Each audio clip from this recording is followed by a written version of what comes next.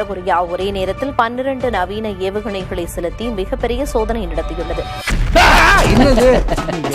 சும்மா இந்த பயமுத்திட்டே இருக்க நீ எவ்வளவு சொல்லியும் ஈரான் கேட்பதாக இல்லை. ஜலசந்தியை பாதுகாக்க போர்க்கப்பல்களை அனுப்புமாறு சீனா, பிரான்ஸ், ஜப்பான், தென்கொரியா மற்றும் UK ஆகிய நாடுகளுக்கு ட்ரம்ப் அழைப்பு விடுத்தார். யாரா உருட்டுக்கட்ட உலகனா? ஹலோ, நான் தீப்பொறி திரும்பவும் பேசுறேன்டா. சொல்லுங்கண்ணே, என்ன விஷயம்? நாகப்பட்டினத்துல மொபைலுக்கு ஏதோ பிரச்சனையா? நீ ஒரு 4 லாரி உருட்டுக்கட்டையும் ஒரு 4000 பேர் ஏத்திக்கிட்டு நேரா அங்க போயிரு. அவங்கள மீறி ஒண்ணும் பண்ண முடியாதுண்ணே. இந்த விஷயத்தை இதோட முடிச்சுக்கங்கண்ணே. இந்நிலையில் ஹார்முஸ் நீரிணையை பாதுகாக்க போர்க்கப்பல்களை அனுப்ப வேண்டும் என்ற ட்ரம்பின் அழைப்பை இதுவரை எந்த நாடும் ஏற்கவில்லை. அண்ணே, பொட்டி எடுக்கவில்லைன்னு சாதிக்கிறானே, நாயத்தை கேளுங்க. ஏபா யமதர்மராசா, பொட்டியை கொண்டாந்து கொடுத்துறப்பா. வெயிட் பண்றவங்க தான நேர்ல வரேன்டா. என்ன போலீஸ் இன்ஸ்பெக்டர்ன்றான்? ஓ மை காட், தெரியாம ஒரு நம்ம தப்பா போட்டோம். அதாவது ஹோர்முஸ் நீரிணை வழியாக எண்ணெய் பெறும் அனைத்து உலக நாடுகளுக்கும் போர்க்கப்பல்களை அனுப்ப வேண்டும் என ட்ரம்ப் அழைப்பு விடுத்தார். மேலும் இதில் பங்கேற்பவர்களுக்கு அமெரிக்கா நிறைய ஆதரவை வழங்கும் என்றும் கூறினார்.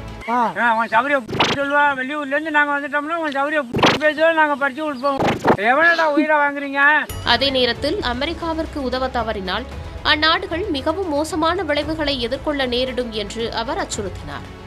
என்ன மிரட்டுறீங்களா? ஐயா மிரட்டலங்க சிவாஜி. எதிர்க்கட்சிக்காரன் தலை தோரணம் கட்டி தொங்கவிடும் என்பதை எச்சரித்துக் கொள்கிறேன். இதனை திட்டவட்டமாக மறுத்துள்ள சீனா ஹோர்முஸ் நீரிணை ஈரானுக்கு சொந்தமானது என்று குறிப்பிட்டுள்ளது.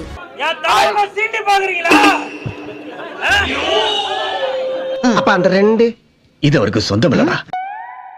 இதேபோன்று பிரான்சை சேர்ந்த 10 கப்பல்கள் அனுப்பி வைக்கப்பட்டதாக வெளியான தகவலுக்கு அந்நாட்டு வெளியுறவுத்துறை மறுப்பு தெரிவித்துள்ளது. எல்லாரும் கேட்டுக்கிறாங்க, காலம் 8ல என் பார்ட்டிங்கிற பேர்ல சாவ பறக்க விடுற அந்த பயலுக்கும் எனக்கும் எந்த சம்பந்தமும் இல்லை. அந்த பய தோத்தானா அது என்ன எந்த விதத்திலையும் சேராதுன்னு தெரிவிச்சுக்கிறேன். கடற்படை கப்பல்களை அனுப்ப ஜப்பான் தற்போது திட்டமிடவில்லை என்று அந்நாட்டின் பிரதமர் தெரிவித்துள்ளார். ஆஸ்திரேலியா கடற்படை கப்பல்களை அனுப்பாது என்று அந்நாட்டின் அமைச்சர் தெரிவித்தார். அம்மா வனஜா, இப்ப நீ வெளியே வந்தா நீ தனி ஆள் கிடையாது, நீ ஒரு அடையாளம். இந்த உலகத்துக்கு நீ யாருன்னு இன்னொரு தடவை காட்டு. வெளியே வா, வெளியே வாமா, வெளியே வா. டேய் பர்மனன்ட் பைத்தியம். இந்நிலையில் ட்ரம்பின் அழைப்பிற்கு எந்த நாடுகளும் இறங்கி வரவில்லை என தெரிகிறது. எல்லாம் சேர்ந்து அசிங்கப்படுத்துறீங்க. நீங்களே வச்சலாம் பண்ணீங்க. அமெரிக்கா மற்றும் இஸ்ரேலின் தாக்குதல்களுக்கு ஈரான் அஞ்சப் போவதில்லை என்று அந்நாட்டு வெளியுறவுத்துறை அமைச்சர் அப்பாஸ் அராக்சி தெரிவித்துள்ளார்.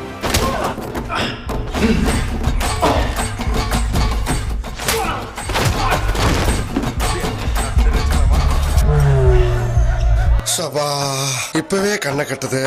போர் எந்த அளவுக்கு சென்றாலும் அதை எதிர்கொள்ள ஈரான் தயாராக உள்ளது என தெரிவித்த அவர் தாக்குதலிலிருந்து பின்வாங்க போவதில்லை என்றும் அராக்சி குறிப்பிட்டுள்ளார்.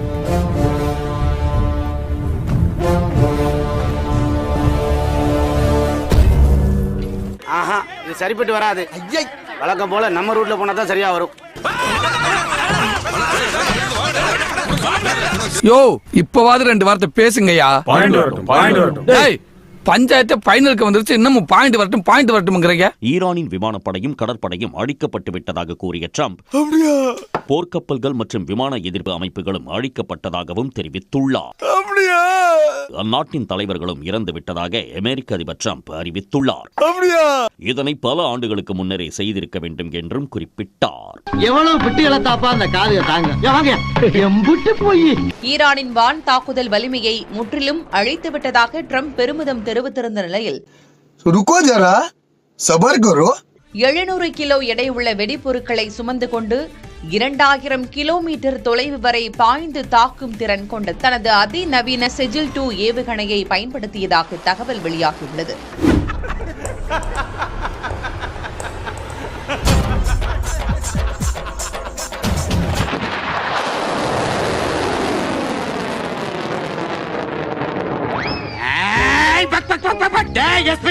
ஈரான் தனது 52வது அலை தாக்குதலில் இந்த ஏவுகணையை பயன்படுத்தியுள்ளதாக ரஷ்ய தொலைக்காட்சியான ரஷ்யா டுடே கூறியுள்ளது.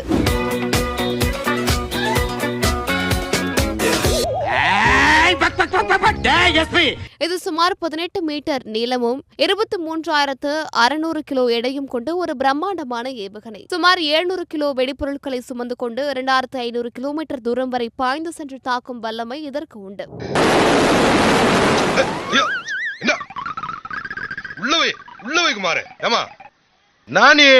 ஈரானின் இந்த ஏவுகணைக்கு பாதுகாப்பு நிபுணர்கள் சூட்டியுள்ள பெயர் டான்சிங் மிசைல்.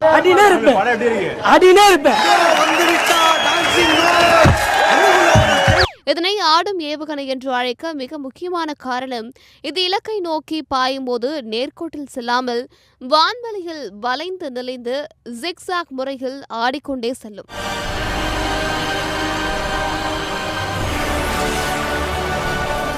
இது குறித்து தாங்கள் விவரிக்கவே இல்லையே.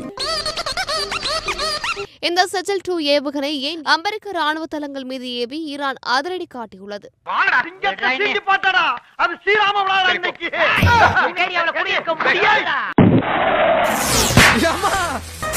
அண்மை செய்தி, ஹோர்முஸ் நீரிணையை கடந்து மும்பைக்கு வந்து சேர்ந்தது முதலாவது கச்சா எண்ணெய் கப்பல். ஈரானிலிருந்து மேலும் ஒரு கப்பல் இந்தியா வந்தடைந்திருக்கிறது.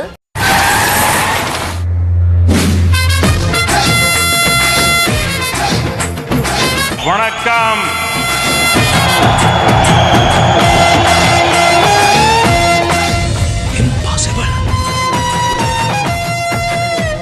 இந்தியாவிற்கு மட்டும் அனுமதி அளிக்கப்பட்டிருக்கிறது. ஈரான் அனுமதி அளித்த நிலையில் ஷிவாலிக் என்ற LPG டேங்கர் கப்பல் இந்தியா வந்தடைந்திருக்கிறது. நம்ம யாருக்கும் பகை இல்லாம போயிருவோம். You can ask Putin. Putin fears us. He fears the United States of America and the military that was built by me in the first term. நான் யாருக்கும் பயப்பட மாட்டேங்க. டே 356. ஐயோ, எந்த நம்பர் வேணாலும் சொல்லுங்க. அந்த நம்பர் மட்டும் சொல்லாதீங்க. ஏன் பயப்படுறீங்க? மடியில கணம் இருந்தாதான் வழியில பயம் இருக்கும். எனக்கு மடியில கணம் இல்ல, வழியில பயம் இல்ல. நீ எல்லாம் என்ன கேள்வி கேட்கலாமா? வடகொரியா ஒரே நேரத்தில் 12 நவீன ஏவுகணைகளை செலுத்தி மிகப்பெரிய சோதனை நடத்தியுள்ளது. சும்மா இந்த பயமுத்திட்டே இருக்க நீ. அதிபர் கிம் ஜாங் உன் மற்றும் அவரது மகள் கிம் ஏ ஜூ முன்னிலையில் நடைபெற்ற இந்த சோதனையில் சுமார் 364 கிலோமீட்டர் தொலைவில் உள்ள இலக்குகளை ஏவுகணைகள் துல்லியமாக தகர்த்தன. எப்படி குத்துவேங்கிறத குத்தி காட்டியிருக்கேன். இது நானே செஞ்ச ஹேண்ட்மேட். நல்லா இருக்கா? என்ன கத்தி காட்டுற? சுத்தி ஆளுங்க இருக்காங்க தெரியும்ல.